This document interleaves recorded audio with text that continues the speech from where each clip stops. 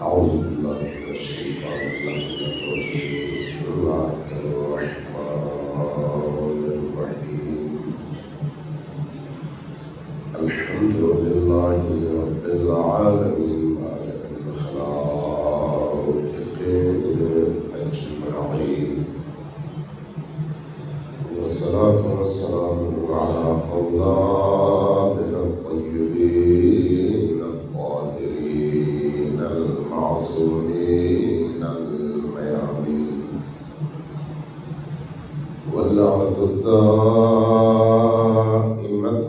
على أعدائهم أجمعين من يوم عداوتهم إلى قيام يوم الدين. أما بعد، فقد قال الله تبارك وتعالى في كتابه المجيد وهو أصدق القائلين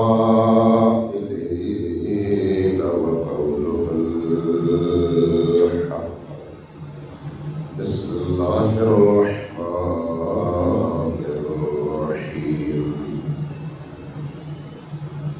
بسم الله الرحمن الرحيم. قل لا أسألكم عليه أجرا إلا المودة في القربى. صدق الله.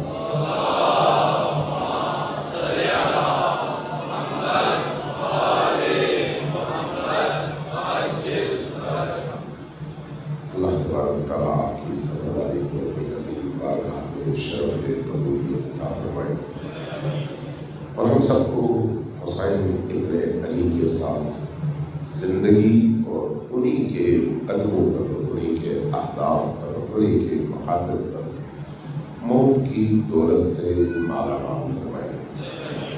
سب مل کر ذرا اونچی آواز سے وعجل فرجہم کے ساتھ درود بھیجیے پر محمد وعلیہ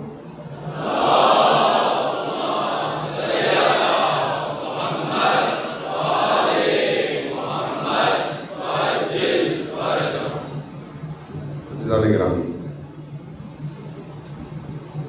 کربلا، عاشورہ، محرم، حسین ابن علی اور شہدائے کربلا، یہ سارے کے سارے نام تو مختلف ہیں، اصطلاحیں مختلف ہیں، لیکن ان سب کا فوکس ایک حقیقت کی طرف ہے، اور وہ حقیقت ہے انسانی اس دنیا میں فساد کا خاتمہ اور عدل الہی کا قیام۔ فساد کا خاتمہ اور عدل خدا کا قیام۔ عدل خدا کا قیام دنیا میں سب سے بڑا ہدف ہے، سب سے بڑا، اور جتنے بھی انبیاء آئے وہ سارے کے سارے انبیاء اسی ہدف کے تحت آئے کہ زمین پر اللہ کے عادلانہ نظام کا قیام ہو سکے۔ لیکن زمین پر عادلانہ نظام کے قیام کا جو مسئلہ ہے، یہ معجزے سے نہیں ہو سکتا، طاقت استعمال کر کے نہیں ہو سکتا، جبر کے استعمال سے نہیں ہو سکتا۔ اس لیے کہ اللہ نے اگر جبر سے کرنا ہوتا، اگر اختیار نہ دینا ہوتا، تو آپ سوچیں پوری کائنات میں کوئی ایک بھی مشرک ہوتا یا نہ ہوتا؟ نہیں، مشرک نہ ہوتا، سارے کے سارے مسلمان ہوتے۔ پھر اللہ نے کیوں آزادی دی کہ کچھ لوگ مشرک بن جائیں، کچھ کافر بن جائیں، کچھ منافق بن جائیں، تھوڑے بہت مسلمان اور ان سے بھی بہت کم مومن بھی بن جائیں؟ اختیار۔ اگر جبر کا نظام اللہ نے قائم کرنا ہوتا تو دنیا میں کوئی ظلم نہ ہوتا، کوئی ظالم سر نہ اٹھا سکتا، کہیں پر کوئی فساد نہ ہوتا، لیکن اللہ نے ایسا نہیں کیا۔ اللہ کے لیے ایسا کرنا تو مشکل نہیں تھا۔ جو رب ہماری سانسوں سے زیادہ ہمارے قریب ہے، جو رب ہماری دھڑکنوں سے زیادہ ہمارے قریب ہے، جس رب کے ہاتھ میں دستے قدرت میں ہماری ہر نبض، ہر سانس، ہر دھڑکن اور زندگی کا ایک پل کا کروڑواں حصہ بھی اس کی اجازت کے بغیر آگے نہیں بڑھ سکتا۔ اس رب کے مقابلے میں اس انسان کی وقت کیا ہے؟ لیکن اس کے باوجود اس نے اختیار دے دیا، اس نے اختیار دے دیا کہ ادھر توحید ہے، ادھر کفر ہے، تمہاری مرضی، ادھر جاؤ یا ادھر جاؤ۔ اس وقت دنیا کی آبادی کتنی ہے؟ تقریباً 7.5 ارب انسان۔ ان 7.5 ارب انسانوں میں مسلمان کتنے ہیں؟ تقریباً 1.5 ارب۔ تو باقی 6 ارب کیا ہیں؟ غیر مسلم۔ غیر مسلموں کو اللہ قبول کرتا ہے؟ نہیں۔ ان کے افکار کو اللہ قبول کرتا ہے؟ نہیں۔ ان کے مظالم کو اللہ پسند کرتا ہے؟ نہیں۔ ایک بندے کو قتل کرنے سے زیادہ بڑا ظلم شرک ہے، قرآن میں اللہ تبارک و تعالیٰ نے خود بیان کر دیا۔ حضرت لقمان کی زبانی، یا بنیا، حضرت لقمان نے اپنے بیٹے کو یہ نصیحت فرمائی نا، یا بنیا، اے میرے بیٹے، لا تشرک باللہ، اللہ کی بارگاہ پہ شرک نہ کرو، ان الشرک لظلم عظیم، اس لیے کہ سب سے عظیم ظلم شرک کرنا ہے۔ اور اللہ قتل معاف کر سکتا ہے، چوری معاف کر سکتا ہے، باقی مظالم معاف کر سکتا ہے، لیکن خود اللہ پر ہونے والا یہ ظلم جس کو شرک کہتے ہیں اس کو اللہ کبھی بھی معاف نہیں کرتا۔ اللہ کی غیرت جو کہ وہ ہم نے مجھ میں آپ میں جو غیرت ہے، یہ اس غیرت کا ایک ذرے کا اربواں حصہ بھی نہیں ہے، ایک ذرے کا اربواں حصہ بھی نہیں ہے۔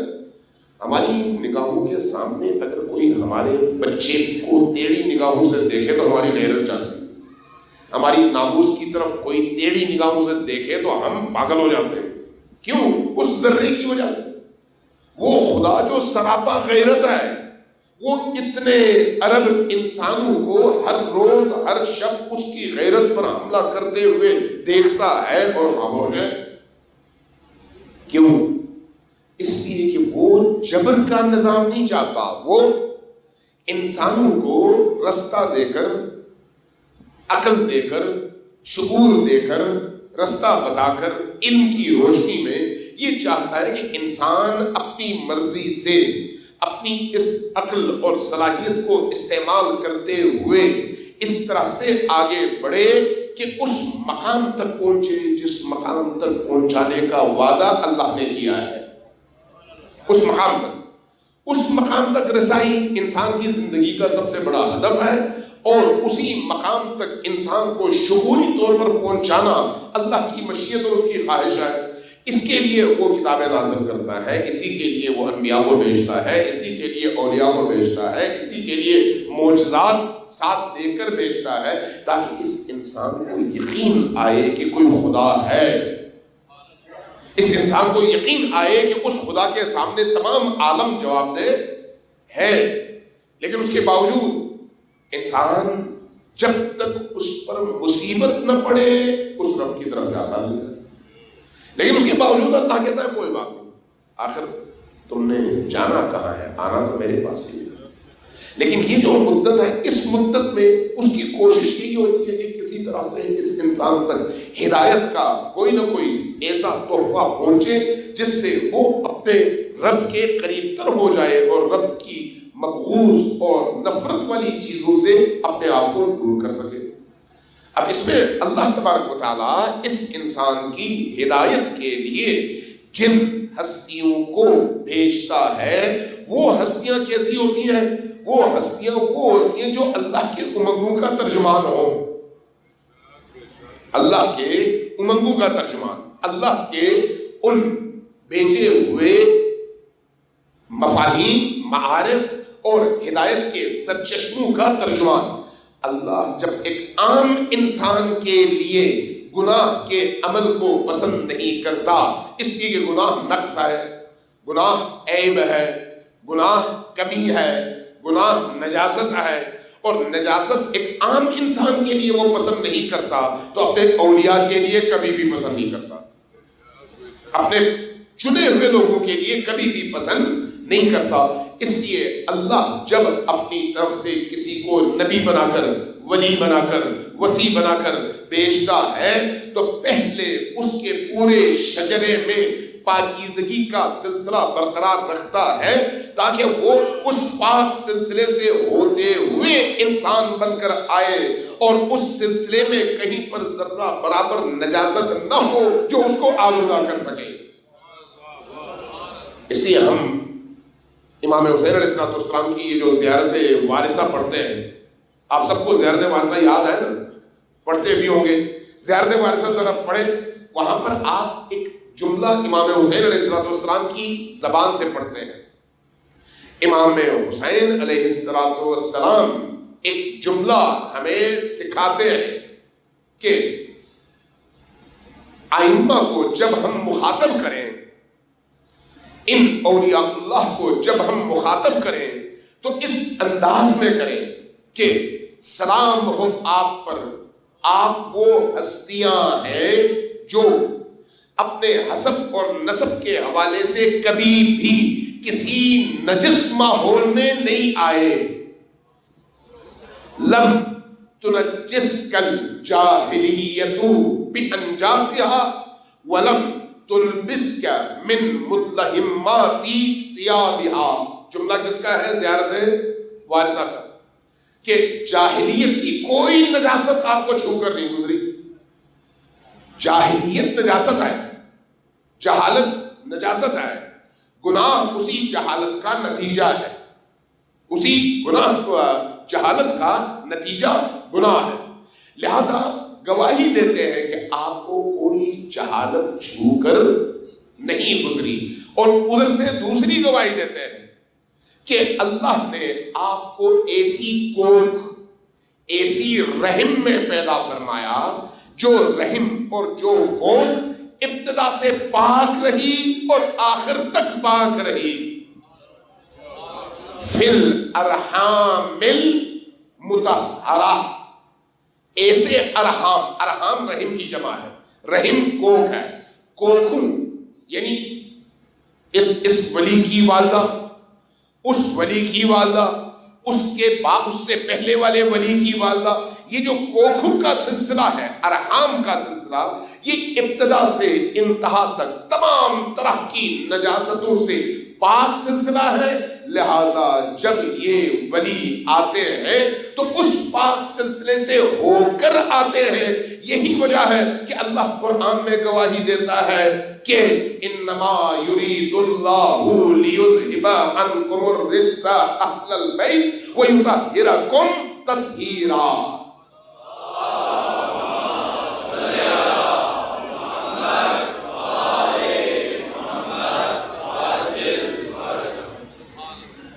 اب ذرا آپ باقی مسلمانوں کا بھی دیکھ لیں، یہ جو ہمارے معاشرے میں بعضوں کا جاہلانہ بحثیں ہوتی ہیں، جہالت پر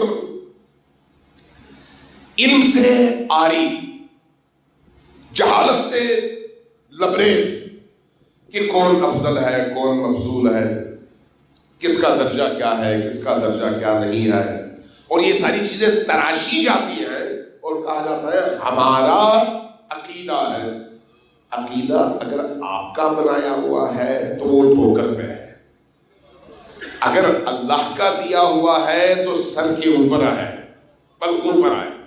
اللہ کا دیا ہوا عقیدہ میرے ایمان کی بنیاد ہے، لوگوں کا بنایا ہوا عقیدہ جوتے کی نوک پر ہے۔ اس لیے میں اللہ کے دین کا پابند ہوں، لوگوں کے دین کا پابند نہیں ہوں۔ میں اللہ سے پوچھوں گا، رسول اللہ سے پوچھوں گا، جو اللہ نے کہا اور جو رسول نے کہا اس کے مطابق عمل کروں گا، اس کو اپنے عقائد کی بنیاد بناؤں گا۔ میں نے کیوں ائمہ اطہار علیہ السلام کو اپنے لیے ہادی، راہنما، امام اور ہدایت گر کے طور پر چنا ہے؟ اس لیے کہ میرا دل چاہتا تھا؟ نہیں، اگر میرا دل اور اس دل کی چاہت میرے سامنے معیار بنے تو پھر کبھی میرا دل یہ چاہے گا، کبھی وہ چاہے گا، کبھی بھی میں اصول کی بنیاد پر حرکت کر ہی نہیں سکتا۔ میرا دل میری مرضی کے مطابق نہیں چاہ سکتا۔ جس دن میرے دل نے میری مرضی کے مطابق چاہنا شروع کر دیا، میں انسانیت سے گر کر حیوان بن جاؤں گا۔ اس لیے کہ یہ جو دل کی چاہت ہے یہ حیوان کی خصوصیت ہے. اس دل کی چاہت کو دل سے ہٹا کر اللہ کی چاہت میں تبدیل کرنے کا نام عقل ہے، اور یہی انسانیت کا طرے امتیاز ہے، یہی عقل. اور اللہ تبارک و تعالیٰ نے عقل کے ساتھ کتاب دے کر بھیجی ہے، کتاب بھی بھیجی اور عقل بھی دی، اور عقل دے کر کہا کہ اب تم اس قرآن کریم سے استفادہ کرو اور قرآن لانے والے سے استفادہ کرو. یہ جو ہمارے معاشرے میں بعض اوقات اس طرح کی باتیں ہوتی ہیں اور آدمی کو پریشانی ہوتی ہے کہ یہ پیٹ پالنے کے لیے لوگ کیا کیا پاپڑ بیلتے ہیں. یہ پیٹ کبھی بھی بھرتا نہیں ہے. صبح آپ نے ناشتہ کیا، چند گھنٹے کے بعد پھر بھوک لگے گی، پھر آپ نے کھانا کھایا، چند گھنٹوں کے بعد پھر بھوک لگے گی، آپ نے پیا، چند گھنٹوں کے بعد پھر پیاس لگے گی، پھر پیا، پھر چند گھنٹوں کے بعد پھر پیاس لگے گی. اس لیے پیٹ کی مرضی پر چلنے سے انسان گائے، بھینس، کتا، بھیڑیا تو بن سکتا ہے، انسان نہیں بن سکتا. انسان بننے کے لیے عقل کے رستے کا انتخاب ضروری ہے، اور عقل جس میں ہو وہ محمد و آل محمد کو چھوڑ کر کسی اور طرف جا ہی نہیں سکتا. اس لیے کہ عقل کہتی ہے کہ بہترین کا انتخاب کرو، عقل کہتی ہے اعلیٰ ترین کا انتخاب کرو، عقل کہتی ہے پاکیزہ ترین کا انتخاب کرو. اور جو بہترین، اعلیٰ ترین اور پاکیزہ ترین ہے وہ ہے جن کی پاکیزگی اور اعلیٰ مقام کی گواہی قرآن دیتا ہے. صلوات اجیب محمد و آل محمد.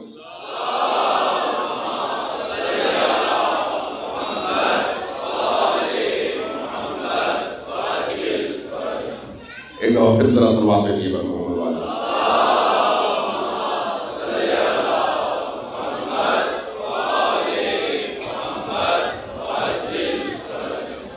دیکھیے عقل انسانی جو ہے نا وہ فطرت کے عین مطابق ہوتی ہے. اس لیے آدمی فطرت پر کچھ لمحوں کے لیے تو مٹی ڈال کر اس کا گلا گھونٹ سکتا ہے، لیکن ہمیشہ کے لیے ایسا نہیں کر سکتا، ہمیشہ کے لیے نہیں کر سکتا. کوئی بندہ کچھ دیر کے لیے سونے والے کی نقل اتار کے نیند کا مظاہرہ کر سکتا ہے، لیکن ہمیشہ سو نہیں سکتا. اس کا ضمیر اس کو جھنجھوڑتا ہے، اس کا ضمیر. فطرت انسانی اس کا اظہار اسی عزاداری سید الشہداء پر ہوتا ہے، عزاداری سید الشہداء میں، جس میں ابھی آپ موجود. آپ کو گھر سے یہاں تک کون لایا ہے؟ آپ کو سیاہ پوش کس نے بنایا؟ آپ کے دلوں میں مظلوم کی محبت کس نے ڈالی؟ آپ کے دل میں ظالم کے لیے نفرت کس نے ڈالی؟ آپ کو اچھی باتیں سننے سے لذت محسوس ہونے کی یہ جو کیفیت اور صلاحیت عطا ہوئی ہے یہ کس نے دی؟ بری باتوں سے آپ کے اندر ایک سیاہی محسوس ہوتی ہے، کدورت محسوس ہوتی ہے، یہ کیفیت یعنی برائی سے انزجار اور نفرت، یہ کیفیت کس نے دی؟ آپ کی فطرت. اور اسی فطرت کو اللہ تبارک و تعالیٰ نے ہر انسان کے اندر موجود رکھا ہے. یہ وہی فطرت ہے. یہ جو آپ اس وقت یہاں پر عزاداری سید الشہداء میں آئے یہ آپ کی فطرت ہے. امام حسین علیہ السلام کی تحریک بھی فطرت کی تحریک ہے. جو فطرت کے خلاف جاتا ہے وہ حسین کے خلاف جاتا ہے، جو فطرت کے مطابق چلتا ہے وہ حسین کی طرف رخ کرتا ہے. اس لیے کہ فطرت سلیم اور حسین ابن علی ایک ہی چیز کے دو نام ہیں. فطرت سلیم نبی کریم کی احادیث اور امیر المؤمنین کی بعض احادیث ایسی ہیں جو بتاتی ہیں کہ اللہ تبارک و تعالی نے انسان کے اندر ایک نبی پیدا کیا ہے. نبی یعنی خبر دینے والا. مقام نبوت کی بات نہیں ہو رہی، انسان کے اندر ایک خبر دینے والا اللہ نے پیدا کیا ہے. باہر ایک نبی کو بھی بھیجا ہے. باہر کا نبی اندر کے نبی کو جگانے کا فریضہ انجام دیتا ہے. باہر کا نبی جب آتا ہے تو انسان سے کہتا ہے یہ دیکھو یہ برائی بری ہے یا نہیں؟ وہ کہتا ہے ہاں بری ہے. یہ جو کہتا ہے ہاں بری ہے وہ اندر کے نبی کی آواز ہے. باہر کا نبی آ کر اندر کے نبی پر موجود اس غبار کو صاف کرتا ہے اور اس کے اندر کی پاکیزہ فطرت کو جگاتا ہے. یہی وجہ ہے کہ جب نبی کریم صلی اللہ علیہ وآلہ وسلم نے دعوت تبلیغ شروع کی تو اس دعوت تبلیغ میں آپ تاریخ پڑھیے کہ مشرکین مکہ کو اپنا اقتدار خطرے میں نظر آیا کہ بھی اگر نبی کریم اسی طرح سے گفتگو کرتے رہے اور لوگوں کے دلوں کو مسحور اور مسخر کرتے رہے تو ہماری تو بات کوئی نہیں سنے گا.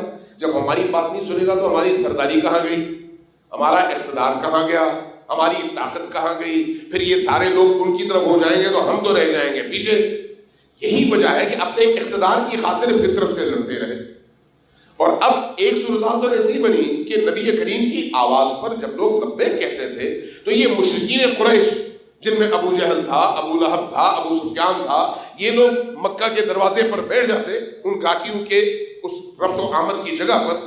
باہر سے آنے والوں سے کہتے ہیں کہ ہمارے شہر میں ایک جادوگر اٹھا ہے, وہ جادوگر جب بات کرتا ہے تو اس میں جادو ہوتا ہے, سننے والے کے کانوں کو مسخر کرتا ہے اور اس کو پاگل کر دیتا ہے, اس لیے اس کے پاس جانا مت.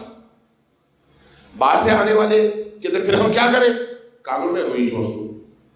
روئی ٹھونسنے کا نتیجہ کیا ہے کہ وہ آواز ہی نہیں آئے گی. جب آواز نہیں آئے گی تو تم جیسے ہو اسی پر خوش رہو گے.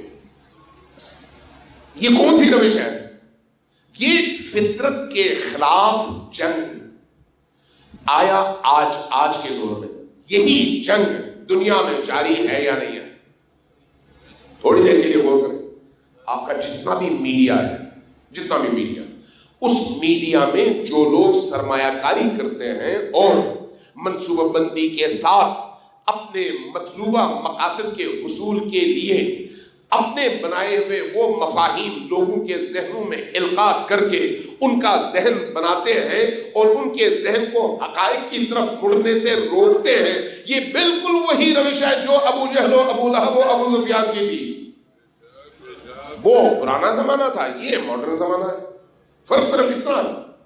اس دور میں بھی جو لوگ داخل ہوتے تھے مکہ میں, وہ کچھ لوگ تو کانوں میں روئی ٹھونس کر اسی طرح مکہ میں داخل ہوتے, اپنا کام کرتے, واپس جاتے.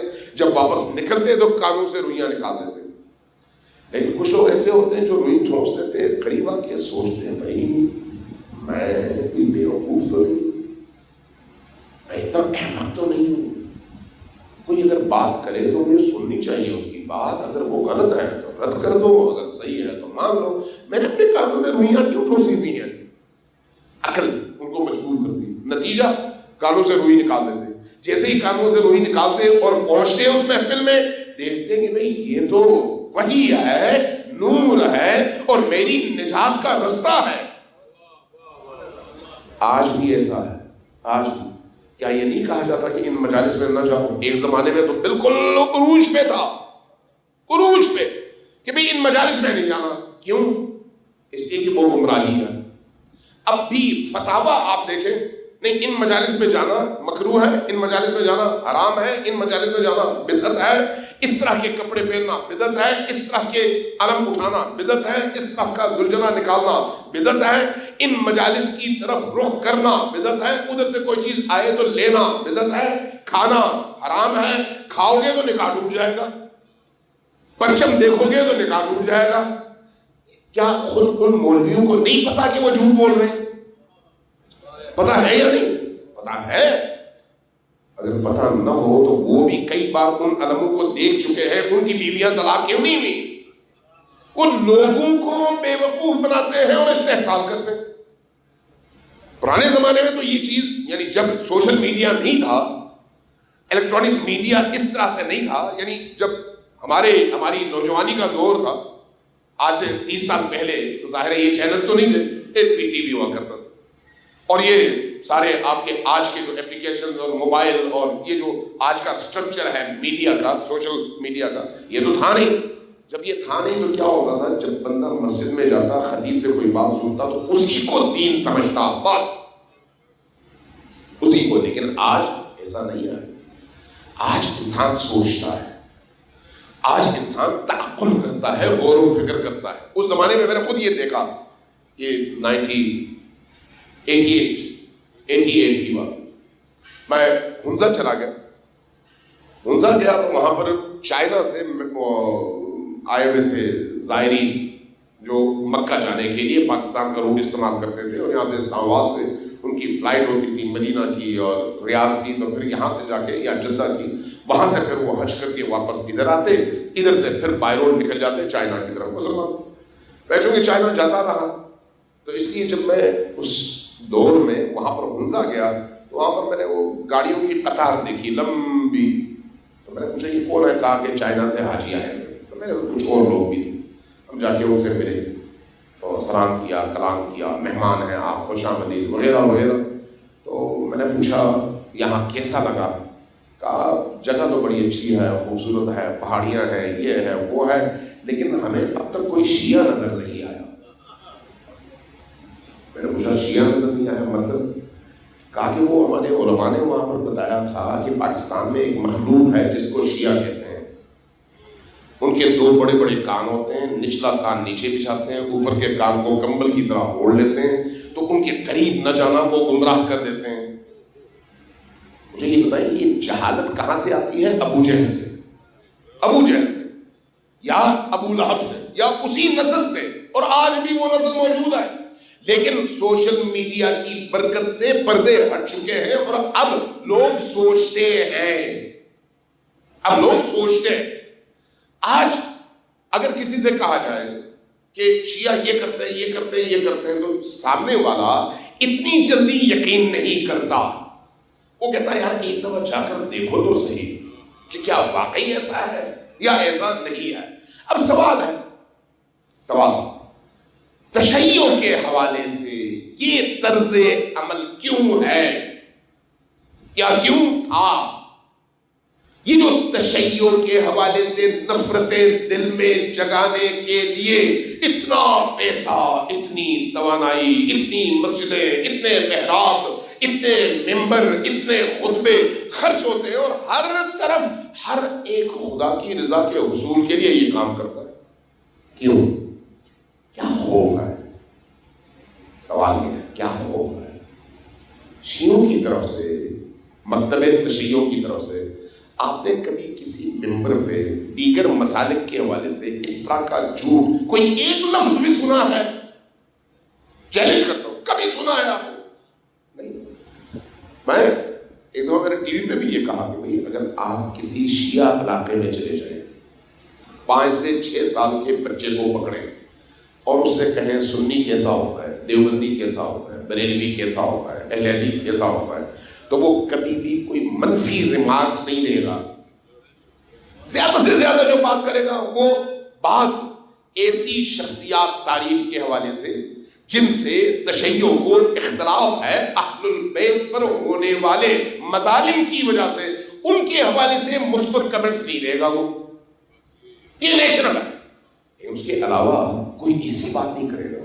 لیکن اس کے مقابلے میں جب آپ ان طبقات میں جاتے ہیں تو آپ کو بچوں کے اذہان بھرے ملیں گے تشیع کے خلاف۔ وجہ کیا ہے؟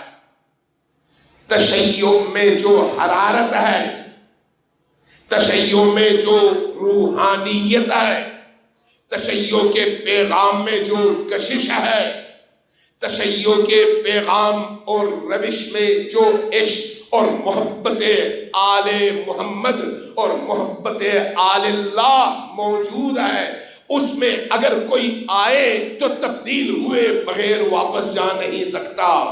جب وہ تبدیل ہو کے جائے گا تو پھر کیا کرے گا؟ اعتراض کس پر؟ مولوی پر، کہ تم تو یہ کہتے تھے وہ تو ایسے ہیں۔ کئی ایک ایسے جوانوں سے میں ملا ہوں جو کہتے ہیں ہم نے مولوی صاحب سے یہ سوال کیا، انہوں نے کہا تم کافر ہو گئے۔ میری جو طالب علمانہ زندگی ہے اس کو تقریباً ہو گئے کوئی 38 سال تقریباً، میں نے اپنی زندگی میں کوئی شیعہ عالم دین کوئی ایسا نہیں دیکھا جس سے آ کر اگر کوئی سوال کرے تو وہ جواباً بجائے اس کے کہ اس سوال کا جواب دے کر اس کو قائل کرے، اس سے کہے تم کافر ہو گئے ہو، تم بدعتی ہو گئے ہو، تم فلان کے ساتھ بیٹھ گئے ہو، اس لیے گمراہ ہو گئے ہو، نکل جاؤ میری محفل سے۔ کوئی ایک اس طرح کا واقعہ میرے علم میں نہیں ہے۔ سخت ترین سوالات بعض اوقات کیے جاتے ہیں، سخت ترین سوالات، لیکن علم اور شعور کا تقاضا یہ ہے کہ آپ اگر سامنے والے کے سوال میں جان ہے تو اس کو جواب دیں، اگر آپ کو جواب کا نہیں پتا تو اس سے اجازت دیں، چاہے تحقیق کریں اور اصل جو اس سوال کا جواب بنتا ہے وہ تلاش کریں اور اس بچے کے ذہن کو کلیئر کریں، نہیں کہ اس کو جاہل بنائیں۔ انبیاء جاہل رکھنے کے لیے نہیں آئے، انبیاء آئے شعور دینے، اہل البیت آئے شعور دینے۔ اہل البیت کی پوری زندگی کی جد و جہد لوگوں کو شعور دینے سے عبارت ہے۔ اس کے مقابلے میں طاغوتوں کا کیا رویہ رہا؟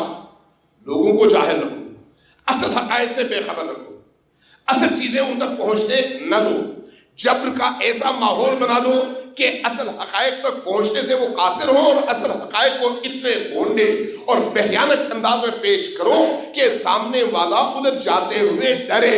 یہ ہمیشہ طواغیت کا کام رہا۔ فرعون نے قرآن پڑھے، قرآن کریم نے فرعون کی جو صفات بیان کی ہے نا وہ یہی ہے کہ فرعون اپنی قوم کو جاہل رکھتے تھے، ان پڑھ رکھتے تھے، نادان رکھتے تھے تاکہ ان کا قبضہ ان پر باقی رہے۔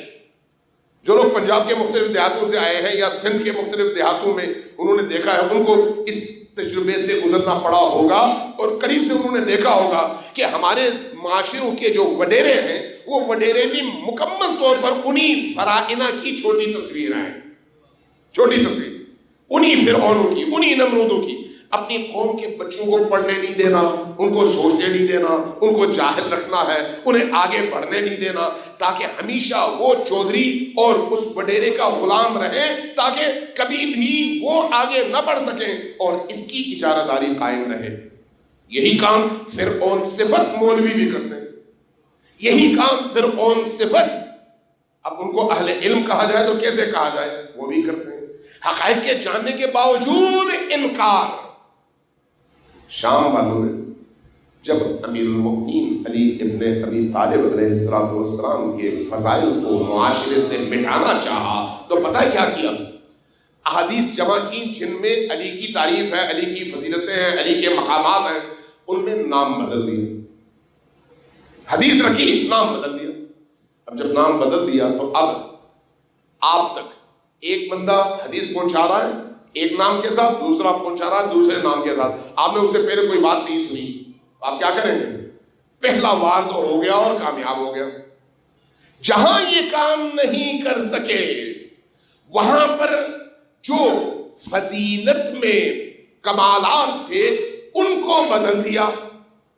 ایک مثال دیتا ہوں، امیر شام کے دور امام علی علیہ السلام کے حوالے سے یہ جو حدیث ہے نبی کریم صلی اللہ علیہ وآلہ وسلم کی، انت منی بمنزلتی ہارون من سب کو یاد ہے نا، انت منی بمنزلتی ہارون من موسیٰ۔ میں مثال دے کر سمجھا رہا ہوں، حدیث تھی سب کو یاد تھی، اقتدار کی طرف سے آرڈر، مفتی کی طرف سے متن اور خطیب کی طرف سے زبان، اور ممبر اس کے لیے استعمال ہوا تمام ممبروں سے۔ اب ایک حدیث اس انداز میں پڑھی جانے لگی کہ رسول اللہ نے علی سے کہا تھا انت منی بمنزلتی قارون من موسیٰ، ہارون کی جگہ قارون لگا دیا کہ رسول اللہ نے کہا تھا، فرمایا تھا کہ اے علی تمہاری نسبت میرے ساتھ ایسے ہی ہے جیسے قارون کی موسیٰ کے ساتھ،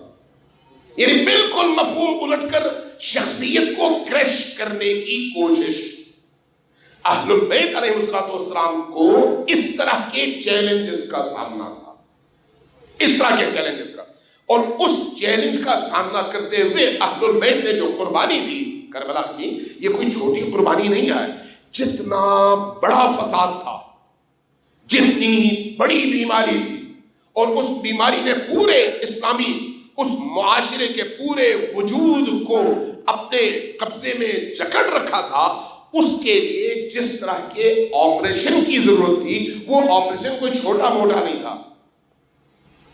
اگر کسی کے ذہن میں پس، کسی کے بدن میں پس جمع ہو جائے تو جتنا زیادہ پس ہوتا ہے اس کو نکالنے کے لیے چیرنا بھی اتنا بڑا پڑتا ہے، جتنا زیادہ زخم ہوتا ہے، کینسر ہوتا ہے، اس کو کاٹنے کے لیے آپریشن بھی اتنا بڑا کرنا پڑتا ہے، حسین ابن علی کی نگاہوں کے سامنے جس معاشرے کے اندر نبی کریم کے خاندان کی توہین، تنقیص اور ان کی فضیلتوں کو چھپانے اور ان کی برائیوں کو عام کرنے کی جو جد و جہد نظر آئی، اس کے مقابلے میں جب تخت پر آ کر ایک ایسا شخص جس کا حسب نسب سب کو معلوم تھا، جس کے کرتوت سب کو معلوم تھے، لیکن اس کے باوجود جب وہ بیٹھا تو خلیفۃ الرسول کی حیثیت سے بیٹھا.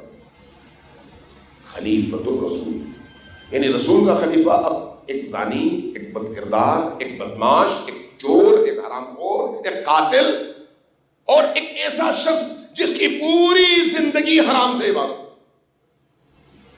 اور مسجد کس کی؟ رسول کی. اس کا نتیجہ آئندہ آنے والی نسلیں کہیں گی خلیفہ چونکہ ایسا ہوتا ہے اس لیے اسلام میں یہ ساری چیزیں جائز ہیں، یہ ساری چیزیں جائز. جب یہ تاثر، چونکہ اسلام اوپر سے آتا ہے، نبی کریم نے لوگوں کو جو دین کی دعوت دی ہے وہ اپنے کردار سے دی ہے.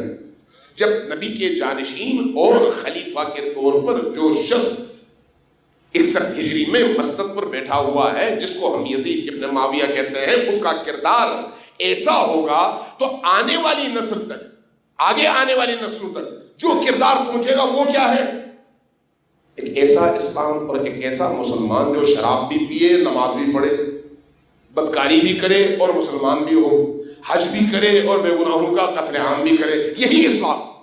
اب جب اس طرح کا اسلام بنے گا تو اس اسلام کی اس مسند پر، خلافت کی مسند پر بیٹھے ہوئے شخص کو آپ نے جواز فراہم کرنا ہے کہ بھئی یہ کیوں بیٹھا ہے. ورنہ لوگ کہیں گے بھئی مسند تو خدا کی ہے، مسند تو خلیفۃ الرسول کی ہے، تو اس پر ایک ایسا شخص کیوں بیٹھا ہے؟ تو اب اس کے لیے جواز فراہم کرنے کے لیے اس پر اسلام کی اسٹیمپ ضروری ہے، اور وہ زمانہ 60 ہجری کا وہ ہے جب اس روئے زمین پر اگر اسلام کی کوئی اسٹیمپ تھی تو اس اسٹیمپ کا نام حسین ابن علی تھا. حسین ابن علی. لہذا حسین سے جو بیعت طلب کی گئی اس کی وجہ یہ ہے کہ حسین اگر بیعت کر لیں تو اس کا مطلب ہے پھر یہ سارا اسلامائز ہو گیا، جس طرح ضیاء الحق نے اسلامائزیشن کا عمل شروع کیا تھا، یہ اسلامائز ہو گیا. اب اس کے مقابلے میں اہل البیت علیہ السلام نے قربانی دے دی تھی. تو اتنے بڑے معاشرے میں بھونچال پیدا کرنے کے لیے چھوٹا موٹا خون کافی نہیں تھا، اس کے بہت بڑی قربانی کی ضرورت تھی. اور صرف خون کی ضرورت بھی نہیں تھی بلکہ اس خون کے بعد نبی کریم کی آبرو، نبی کریم کی ناموس، نبی کریم کی بیٹیاں، نبی کریم کی نواسیاں، ان کی اسارت کی بھی ضرورت تھی تاکہ کربلا کے ان شہداء کے لہو کے ہر قطرے کے پیغام کو ہر علاقے میں پہنچا کر اور یہ بتا کر کہ ہم خوارج نہیں، ہم آل رسول ہیں، ہم رسول کی بیٹیاں ہیں، ہم رسول کی اولاد ہیں. ضروری تھا. اس کے لیے اہل البیت علیہ السلام نے اتنی عظیم قربانی دی کہ 72 کا خون بھی بہا اور پھر آل رسول اسیر بھی ہوئی. لیکن اس اسارت اور اس خون کی قیمت ادا کرنے کے بعد آج پوری دنیا میں کوئی مائی کا لال ایسا نہیں ہے جو سر اٹھا کر کہہ سکے کہ میں حسین کو قبول نہیں کرتا اور یزید میرا امام ہے. کوئی ایسا مائی کا لال نہیں ہے. جو بھی کہتا ہے چھپ چھپا کر کہتا ہے، سنبھل سنبھل کر کے کہیں کافر نہ ہو جائے، ادھر سے یزید کو بھی بچائے اور ادھر سے حسین سے بھی اپنی وابستگی کا اظہار کرے. ایک ایسے موقع پر یہ عزاداری سید الشہداء حسینیت اور یزیدیت کے درمیان وہ سرخ لکیر ہے، جو ادھر ہے وہ حسینی ہے، جو ادھر ہے وہ جانے کہ وہ کیا ہے. صلوات میں جیبر محمد و آل محمد.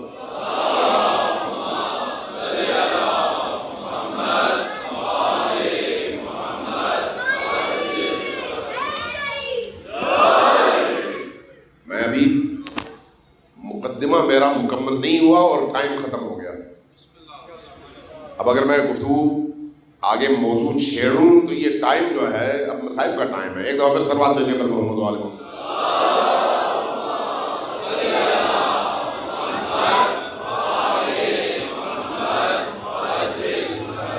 2-3 نکات میں آپ کی خدمت میں عرض کروں گا، اس کے بعد زحمت ختم، کیونکہ آپ لوگ بھی یقین صبح سے اب تک مختلف جگہوں میں مصروف رہے اور عزاداری سید الشہداء میں بھی باقی امور میں بھی تھکے ہوئے ہیں. میں آپ کو زیادہ اس سے نہیں تھکاؤں گا، اگرچہ میں خود بھی بہت تھکا ہوں.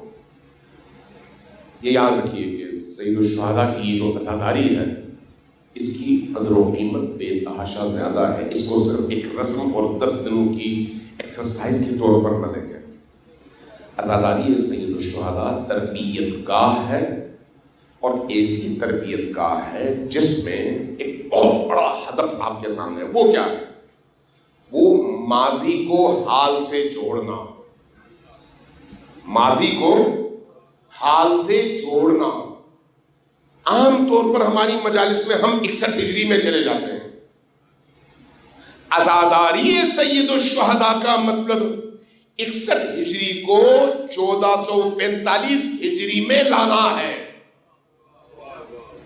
عزاداری سید الشہداء کا مطلب 61 ہجری کے امام کے خون کے پیغام سے الہام لیتے ہوئے، ان کی قربانی سے حرارت وصول کرتے ہوئے، ان کے ایثار سے دلوں کو زندہ کر کے، ان کی سرفروشی سے اپنے لیے حیات مستعار لیتے ہوئے، ان کے بچوں کی اسارت سے اپنے بچوں کو ہر مشکل کے لیے آمادہ کرتے ہوئے، اس امام سے جو 61 ہجری میں امام تھے، آج کے امام کی امامت اور ولایت میں منتقل ہو کر ان کے پرچم تلے کھڑے ہونا کربلا ہے اور عزاداری ہے. ان کے پرچم تلے کھڑے ہونا اور ان سے آرڈر لینا. دیکھیے یہ یاد رکھیں کہ جیسے تاریخ میں ہوتا رہا، صرف قرآن کا اگر تذکرہ جائے تو کسی کو اختلاف نہیں ہوتا کہ وہ قرآن خاموش ہے، چپ. جب قرآن چپ ہے تو آپ ترجمے میں اپنی مرضی استعمال کریں، تفسیر میں اپنی مرضی استعمال کریں، تعبیر میں اپنی مرضی استعمال کریں. قرآن کا رخ مشرق کی طرف ہو، آپ مغرب کی طرف چلیں اور اسی قرآن سے استدلال کریں، آپ کر سکتے ہیں. چونکہ قرآن خاموش ہے. اس خاموشی کے متبادل کے طور پر اللہ نے قرآن کے ساتھ علی و آل علی کو جوڑ دیا تاکہ کوئی شخص قرآن کو اپنی مرضی سے استعمال نہ کرے. یہ اس کی بنیادی حکمت اور فلسفہ ہے کہ قرآن اس لیے اکیلے کافی نہیں ہے. جب تک اہل البیت نہ ہو آپ اپنی مرضی کرتے رہیں. عزاداری سید الشہداء میں بھی اس سے ذرا نیچے آ کر آپ اگر تصور کریں، ہم اگر 61 ہجری میں رہتے ہوں، 61 ہجری میں، تو پھر ہماری مرضی ہے ہم چاہے کچھ بھی کر لیں.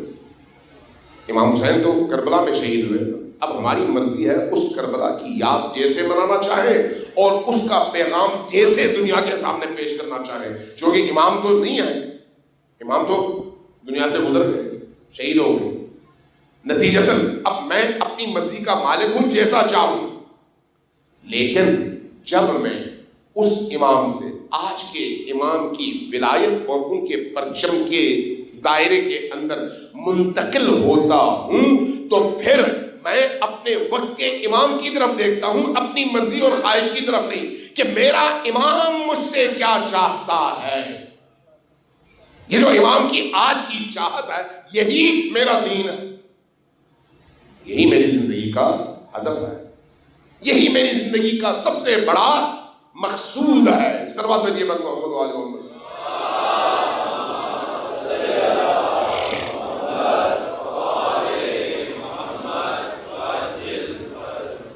ہمیں اور دوسروں میں اس حوالے سے فرق ہے. دوسرے لوگوں نے اپنی مرضی سے دین کا استعمال کیا، قرآن کا استعمال کیا، حدیث کا استعمال کیا. ہم اس میں قرآن اور حدیث اور اہل البیت کے مطابق استعمال کرنے کے پابند ہیں، اپنی خواہش کے مطابق نہیں. میں آج ٹی وی پہ ایک بات ہو رہی تھی، وہ ہے ہمارے بڑے سینئر پڑھے لکھے آدمی ہیں، انہوں نے ایک سوال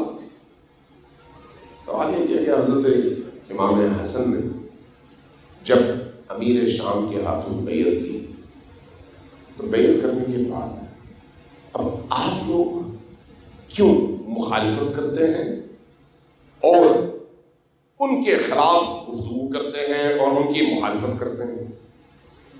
اب یہ کہاں سے آیا؟ تاریخ کا چہرہ مسخ کر کے، تاریخ کا چہرہ مسخ کر کے. نشر ہوگا، ابھی دیکھتے ہیں کیا رد عمل آتا ہے. وہ بڑی بھرپور بڑا بھرپور پروگرام تھا. تو میں نے ان سے کہا کہ پہلے یہ بتائیے کہ کیا تاریخ میں کوئی ایک ایسا مورخ ہے جس نے یہ جرأت کی ہو کہ حسن ابن علی نے معاویہ ابن ابی سفیان کے ہاتھوں بیعت کی تھی؟ کوئی ایک مورخ پوری تاریخ میں ایک مورخ بتا دو. ہاں، مولویوں نے بکا ضرور ہے، مولوی محرابوں سے اور ممبروں سے بولے ضرور ہیں، لیکن تاریخ جس کو سندیت حاصل ہے کوئی مورخ ایسا نہیں. پہلی بات. دوسری بات، امام حسن اور امیر شام کے درمیان جو لڑائی ہے وہ کس چیز کی لڑائی ہے؟ اقتدار کی. اقتدار کی. کہنے لگے امیر المومنین سے یعنی امام علی سے ان کا جو مطالبہ تھا وہ تو قتل عثمان کے حوالے سے انتقام اور مجرموں کو پکڑنے کا مطالبہ تھا. تو اس میں وہ کون سا ایسا جواز ہے کہ آپ اس طرح کی اپنی ممبروں پر اپنی محفلوں میں ان کے خلاف بولنا شروع کر دیں؟ انہوں نے تو ایک جائز مطالبہ کیا.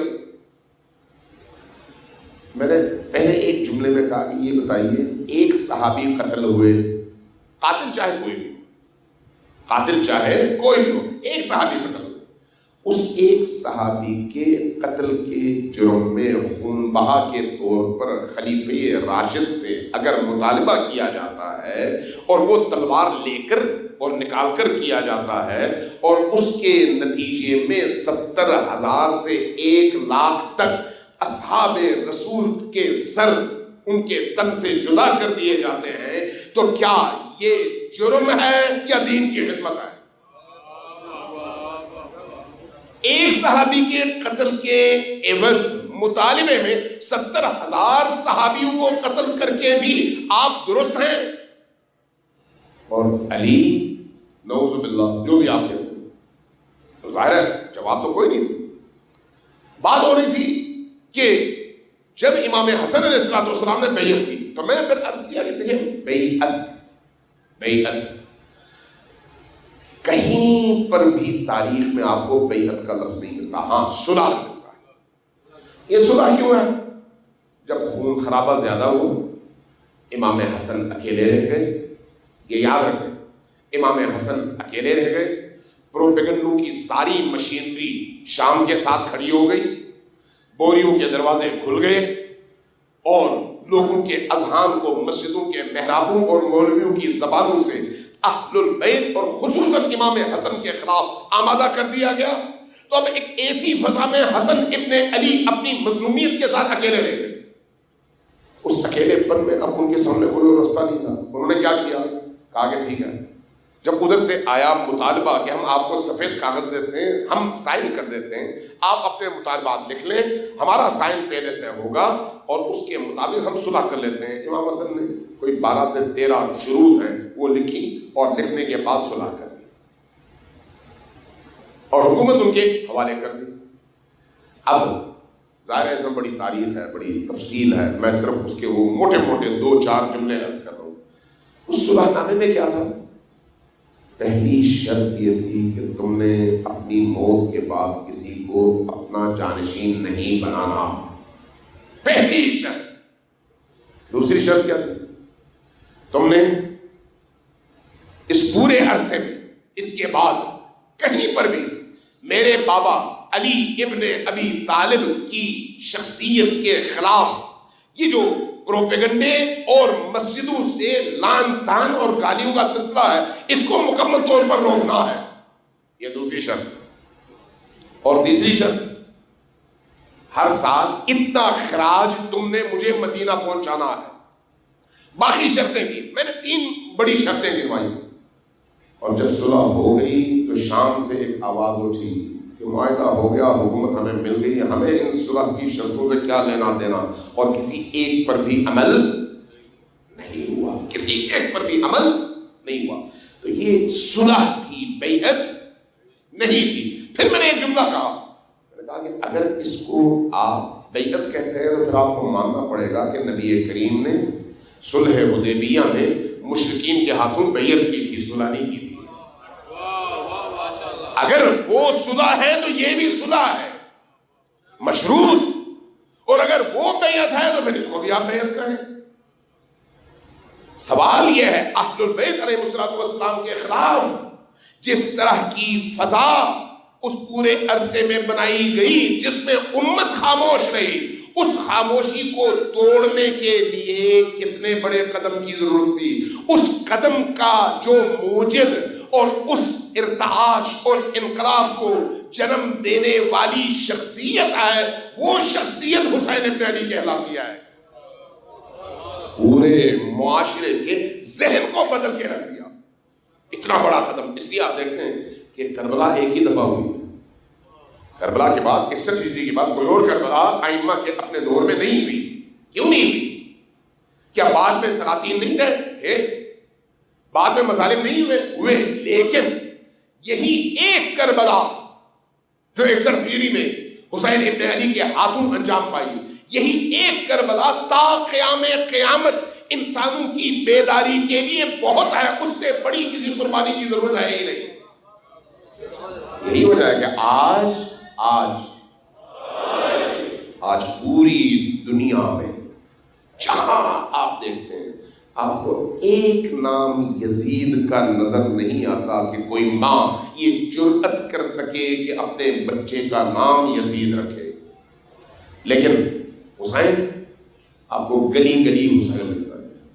وہابی ہو حسین ملے گا، دیوبندی ہو حسین ملے گا، اہل حدیث ہو حسین ملے گا، بریلوی ہو حسین ملے گا، کسی اور مسلک کا ہو حسین ملے گا، اور اگر شیعہ ہو تو شیعہ کے تو ہر گھر میں حسین ہے، علی ہے، حسن ہے. کس چیز کی دلیل ہے کہ کربلا کی اس حریت کی تحریک نے تا قیام قیامت انسانوں کے ضمیروں کو جھنجھوڑا ہے.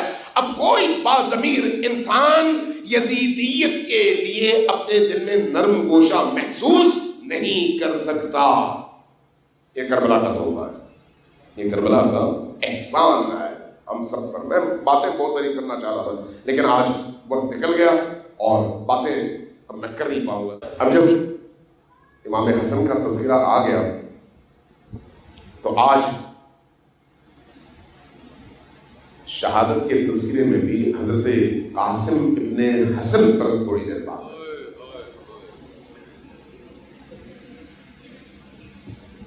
کبھی آپ نے سوچا کہ قاسم ابن حسن امام حسین امام حسن کے بیٹے، امام حسن کے دو بیٹے کربلا میں تھے. ایک عبداللہ ابن حسن جن کا تذکرہ نہیں ہوتا، اور ایک قاسم ابن حسن. قاسم ابن حسن کا تذکرہ بہت ہوتا ہے، عبداللہ ابن حسن کا تذکرہ نہیں ہوتا. اسی طرح جس طرح سے حسین ابن علی کا تذکرہ ہوتا ہے، حسن ابن علی علیہ السلام اس معاملے میں بھی مظلوم ہے. ذرا دیکھیں امام حسن کی مظلومیت کیسی مظلومیت ہے، عجیب مظلومیت ہے. امام حسین کے مقابلے میں عجیب مظلومیت ہے. امام حسین علیہ السلام کو اللہ نے رباب جیسی زوجہ سے نوازا کہ جب امام حسین شہید ہوئے نا تو آپ کی شہادت کے بعد یہ زوجہ کبھی سائے میں نہیں بیٹھی، ہمیشہ دھوپ میں روتی رہی. میں حسین کی زوجہ ہوں، میرا حسین چلا گیا. اور اسی دھوپ میں بیٹھے بیٹھے بیٹھے بیٹھے آخر کار ان کا انتقال ہو گیا، اور 1 سال میں امام حسین کی بارگاہ میں پہنچ. امام حسن کو کیسی زوجہ ملی؟ ایک ایسی زوجہ جس نے اپنے ہی شوہر کو زہر دے دیا. مظلومیت دیکھیں امام حسن کی کیسی مظلومیت ہے. امام حسن کی مظلومیت دیکھیں اور امام حسین علیہ السلام کی مظلومیت دیکھیں. اس مظلومیت میں آپ کو نظر آئے گا پوری دنیا کے دل دھڑکتے ہیں حسین ابن علی کے ساتھ اور جاتے ہیں کربلا. اور جب کربلا جاتے ہیں تو پتہ چلتا ہے کہ دنیا میں اگر کوئی حکومت ہے تو وہ حسین ابن علی کی ہے، لیکن جب مدینہ جاتے ہیں تو اس حسن ابن علی کی مظلومیت دیکھیں، ان کے قبر کی مٹی کو آپ ہاتھ نہیں لگا سکتے، اور اگر یہ کام کرنے کی کوشش کریں تو آپ جیل پہنچ جاتے ہیں، ان کا تذکرہ بھی آپ نہیں کر سکتے۔ کتنی بڑی مظلومیت ہے، کتنی بڑی مظلومیت ہے۔ ان کی شہادت کے ایام میں بھی ایسا ہی ہے، 28 صفر شہادت کا دن ہے، لیکن جب ان کی شہادت ہوتی ہے تو ذکر حسین ابن علی ہی کا ہوتا ہے، ان کو پھر بھی ہم بلا دیتے ہیں عام زندگی میں۔ مظلومیت، اور اگر ذکر کریں بھی تو اس دن پھر نانا کا ذکر کیا جاتا ہے، چونکہ ان کی وفات کا دن بھی وہی 28 صفر ہے۔ اس مظلوم امام کے بیٹے حضرت قاسم ہیں۔ کربلا میں حضرت قاسم کی جو تاریخ بیان کی گئی ہے نا، وہ دردناک بھی ہے اور دل کو نچوڑنے والی تاریخ بھی ہے۔ قاسم نے حسن ٹوٹل کیا عمر ہوگی ان کی؟ 12 سے 13 سال۔ بعض مورخین نے عمر لکھی ہے 13 سال، اور شیخ صدوق جیسے، شیخ مفید جیسے، سید ابن طاؤس جیسی شخصیات نے لکھا کہ اچانک پردہ ہٹا اور ایک چاند سا چہرہ خیمے سے باہر آ گیا۔ چاند سا چہرہ، دیکھنے والے اس چہرے میں کھو جاتے تھے، اس لیے کہ اس چاند کو دیکھ کر لوگ چاند کو بھول جاتے تھے، لیکن تھا وہ نوجوان بچہ۔ شب عاشور امام حسین علیہ السلام نے جب دفتر کھولے تو تمام شہداء کا تذکرہ ہوا، تو ایک کونے سے ایک بچے کی آواز آئی، چچا جان کیا کل کے شہداء میں میرا نام بھی شامل ہے یا نہیں؟ لیکن بچہ رو رہا ہے۔ حسین ابن علی نے اس بچے کے چہرے کی طرف دیکھا، کونے میں دیکھا، اور اس کے بعد فرمایا بیٹا قاسم ذرا بتاؤ تمہاری نگاہ میں موت کیسی آئے؟ پہلا فرد ہے اہل البیت کا، اور وہ بھی یہ نوجوان جس نے موت کا ذائقہ سمجھایا ہے کہ موت کا ذائقہ کیا ہے۔ کیا بتایا؟ احلا من العسل، شہد سے زیادہ میٹھی چیز ہے۔ جب یہ کہا تو فرمایا کہ ہاں بیٹا، کل تمہارا نام بھی اس دفتر میں موجود ہے، لیکن اب قاسم ابن حسن چھوڑ گئے۔ کیا فرما رہے ہیں؟ فرمایا صرف تم نہیں بیٹا، تمہارا چھوٹا بھائی علی اصغر بھی کل شہید ہو گئے۔ جیسے ہی یہ سنا قاسم ایک دفعہ کھڑے ہو گئے، کہا یا ابن رسول اللہ، چچا جان کیا یہ اشقیاء ہمارے خیموں میں آ جائیں گے؟ کیا مطلب ہے اس کا؟ قاسم کی غیرت گوارا نہیں کر رہی اس کم سنی میں کہ کوئی ان کے خیمے کی طرف رخ بھی کرے۔ کیا یہ درندے ہمارے خیموں میں گھس آئیں گے؟ نہیں بیٹا، یہ نہیں آئیں گے، تمہارا ننھا سا بھائی علی اصغر جام شہادت نوش کرنے میدان کربلا کی طرف جائے گا۔ اب ظہر عاشور ہے اور کربلا کے ان شاہ سواروں کے دفتر کھل چکے ہیں جنہوں نے جام شہادت نوش کرنا ہے، اور اہل البیت کے جوانوں کی یکے بعد دیگرے باری آ رہی ہے۔ ایک دفعہ قاسم ابن حسن دیکھتے ہیں ہر ایک جا رہا ہے، شہید ہو رہا ہے، لیکن قاسم کو اجازت نہیں ملتی۔ آتے ہیں چچا کے پاس سے، چچا نے اجازت دیجیے، اجازت نہیں ملتی۔ دوبارہ آتے ہیں، اجازت نہیں ملتی۔ تیسری بار آتے ہیں، اجازت نہیں ملتی۔ اس کیفیت میں قاسم ایک پتھر پر بیٹھ جاتے ہیں، بیٹھ کے رونا شروع کر دیتے ہیں کہ مجھے کیوں اجازت نہیں مل رہی۔ اچانک یاد آتا ہے کہ بابا نے جب زہر کی اس تلخی کی وجہ سے کلیجے کے ٹکڑے پلیٹ پر تھے، تو اس موقع پر مجھے مخاطب کر کے کہا تھا کہ بیٹا حسن، بیٹا قاسم، ایک وقت آئے گا جب اس سے زیادہ تم پر سخت وقت ہوگا، اس وقت میری یہ تعویذ رکھنا، کھولنا، دیکھنا، جو میں نے لکھا ہے اس پر عمل کرنا، تمہیں اس مشکل سے نجات مل جائے گی۔ جب وہ لمحہ یاد آیا تو بازو سے تعویذ اتاری، کھولا، کیا دیکھا؟ بیٹا حسن، کربلا میں ایک موقع ایسا آئے گا جب پانی بند ہوگا اور اہل البیت اسیر ہونے والے ہوں گے، تمہارے چچا اکیلے رہ جائیں گے، میں نہیں ہوں گا۔ ایسا نہ ہو کہ اس موقع پر میرے بھائی حسین کو تنہا چھوڑ دو، اس موقع پر میری جگہ تم نے کھڑے ہونا ہے۔ قاسم ابن حسن کھڑے ہو گئے، یہ پرچی اٹھائی، بھاگ کر گئے مولا حسین کی بارگاہ میں۔ مولا مولا، یہ مجھے میرے بابا کی وصیت ملی ہے، امام حسن نے جیسے ہی یہ روکا دیکھا، اٹھایا، دیکھا، جیسے ہی خط پر نگاہ پڑی، اپنی آنکھوں سے لگایا، ہونٹ سے لگایا، چوما، پڑھا، کیا لکھا تھا؟ وہی عبارت جو حضرت قاسم کے لیے وصیت تھی. جیسے یہ عبارت پڑھی نا، ایک دفعہ بلک بلک کر رونا شروع کر دیا. حسین بن علی نے ایک دفعہ بلک بلک کر رونا شروع کیا. اور مورخین کہتے ہیں، مقاتل لکھتے ہیں کہ یہ پہلی دفعہ ہوا، کسی اور کے ساتھ حسین بن علی نے ایسا نہیں کیا. اس بچے کو سامنے گئے، اٹھایا، اپنے سینے سے لگایا، اور پھر دونوں نے رونا شروع کیا. اور اتنا روئے کہ دونوں غش کھا کر زمین پر گر گئے. بہت دیر بعد ہوش آیا، اٹھے. اب حسین ابن علی نے اس بچے کو تیار کرنا شروع کیا، لیکن کس کیفیت میں؟ عمر کم ہے، کم سنی ہے، اس لیے نہ گھوڑا اور سواری اس سطح کی ہے، نہ تلوار اور نہ زرہ.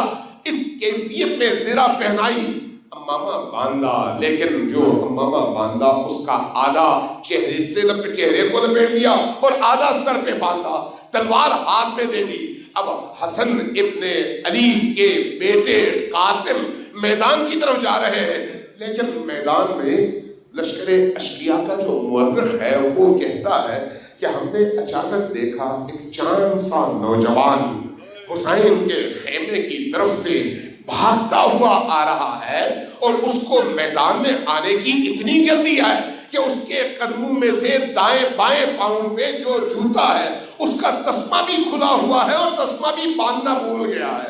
اتنی اس کو جلدی ہے میدان میں آنے کی اور لڑنے کی.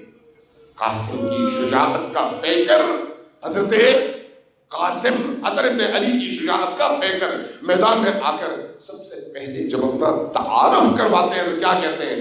میں قاسم ابن حسن ہوں، حسن کا خون میری رگوں میں دوڑتا ہے. وہ حسن جو علی کا بیٹا اور علی کی شجاعت کا پیکر تھا. آؤ اگر کسی میں ہمت ہے تو میرے سامنے. جب یہ لڑتے ہیں اور رجز بڑھتے ہیں تو مورخین نے لکھا ہے کہ 35 سے زیادہ لشکر اشقیاء کو انہوں نے فنار کیا. ایک دفعہ ایک لشکر اشقیاء کا، عمر سعد کے لشکر کا ایک بندہ جو اپنے حساب سے بہت بڑا شاہ سوار تھا، آیا پیچھے سے، اس نے ایک وار جو کیا تو حضرت قاسم زمین پر آ گئے. لیکن زمین پر آتے آتے ایک ندا بلند ہوئی، چچا جان اپنے بیٹے کے سرحانے پہنچیے. حسین آئے، لیکن مورخین نے لکھا ہے کہ جب حسین آئے تو عقاب کی طرح سے آئے، اتنی تیزی سے آئے اور تلوار چلائی کہ جس لعین نے قاسم پر وار کیا تھا اس کا ہاتھ کٹ گیا. اس کو بچانے کے لیے جب لشکر آیا تو غبار اٹھا. جب حسین پہنچے قاسم کے سرحانے تو کیا دیکھا؟ گھوڑے ادھر سے ادھر ہو چکے ہیں اور ادھر سے ادھر ہو چکے ہیں، اور لاشیں قاسم پامال ہو چکا. اس پامال شدہ لاشیں قاسم کو اٹھا کر اب جب خیمے کی طرف رخ کر رہے تو لکھا ہے کہ جب قاسم کو سینے سے لگا کے جا رہے تھے تو لاش یوں بکھر رہی تھی کہ قدموں کے نشان بنتے چلے جا رہے تھے. اور دروازے خیمہ پر، خیمے کے پردے کے پیچھے قاسم کی ماں کھڑی اپنے اس جھولتے ہوئے بیٹے کے لاشے کو دیکھ رہی تھی اور پھر پکار رہی تھی، مولا حسن ایک وہ غم تھا اور ایک آج کا غم ہے، یہ غم کیسے انسان بھلا سکتا؟